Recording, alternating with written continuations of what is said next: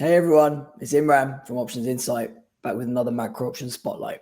Obviously, you can hear my voice. I haven't been too well, but I'm going to try and soldier through this one for you.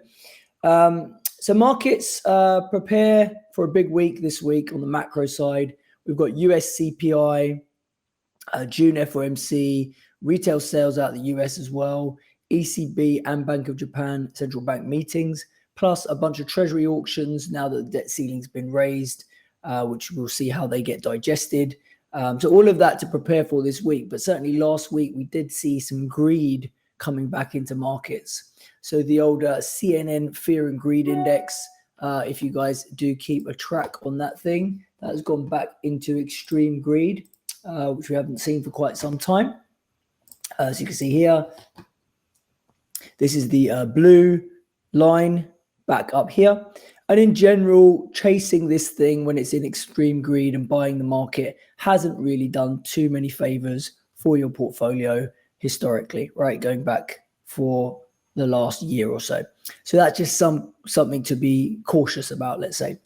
Now, we did see retail participation. This greed is being fueled by retail participation really coming back with a vengeance. So since the banking crisis in the US that happened in March, retail participation had kind of chilled out quite a bit.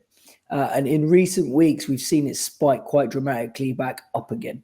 Okay, so retail have started to chase the rally now that the debt ceiling has been resolved. That's made people a bit more optimistic. And obviously the AI frenzy has kicked in with the likes of Nvidia having that blowout move of 25% after earnings.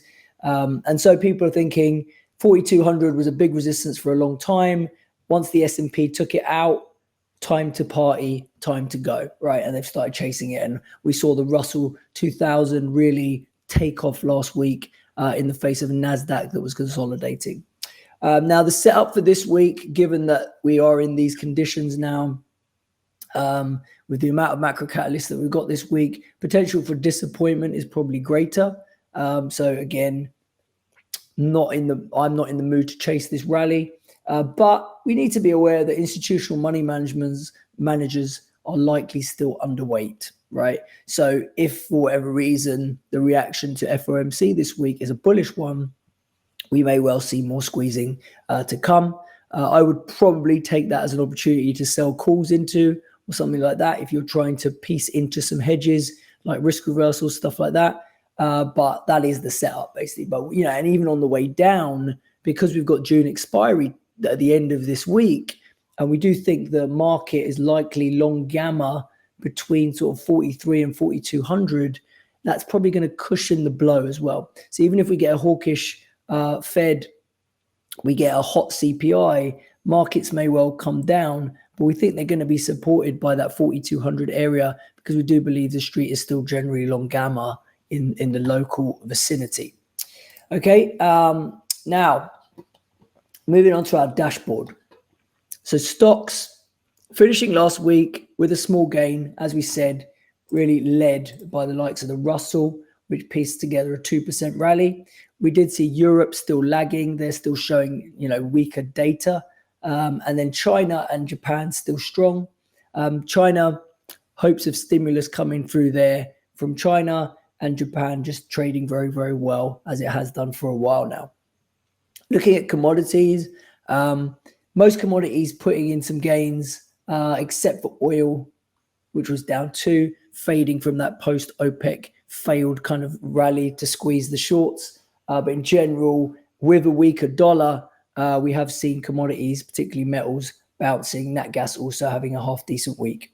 As we said, the dollar did retreat. Really, it was more the big movers were EM currencies, Aussie dollar having a nice 2% rally as well, and even sterling was up 1%.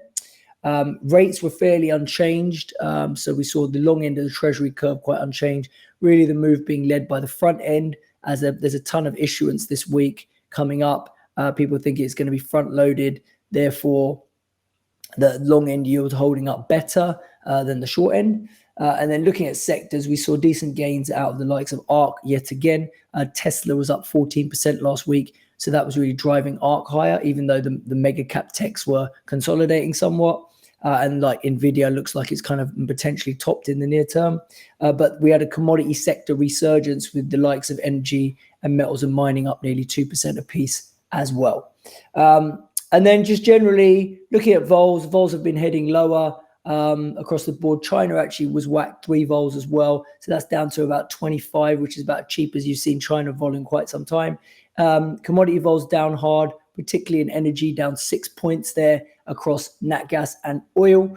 FX vols also drifting lower, but they're in very low absolute levels. So there's a limit to how much they can fall. But we still see a reasonable amount of positive carry in FX, which explains why vols are falling. Outside of that, carry's pretty negative. So seeing decent movement. So equities, commodities, lots of negative carry there. Also in the sectors outside of ARC, we are seeing negative carry. So it's just saying that the setup to be short a load of gamma going into this week looks pretty unattractive, given what we've been seeing. Okay, right. What else? So we're thinking, the catalyst really this week is a good one for potential dollar movement. Okay, so what have we seen with the dollar? This is our FX dashboard. As we already said, the dollar consolidated. The dollar has pulled back, and we are seeing buy calls in the dollar or buy puts in the likes of euro and sterling as screening up on our dashboard. I'm sorry, that's not the euro. That's puts in Aussie dollar or sterling. But in general, we're talking about buying dollar calls. That's what the strategy compass is kind of saying across a bunch of currencies. Implied vols are pretty low across the board. You can see that from the percentiles here are very negative. Therefore, that means vols are pretty close to the lows across a lot of these pairs. So we're thinking ahead of CPI, getting into some upside on the dollar is not a bad trade. And given that it's against many currencies, except for CNH, which has obviously been trading quite weak on Chinese poor kind of growth data and inflation data, outside of that, the dollar's looking like a potential own. How would you do it? You'd probably use the UUP ETF options on that to get a broad-based dollar exposure. So looking at that, again, sorry for the throat. I know it doesn't sound great. Hopefully I'll be better for tomorrow. Catch you all then. Thanks.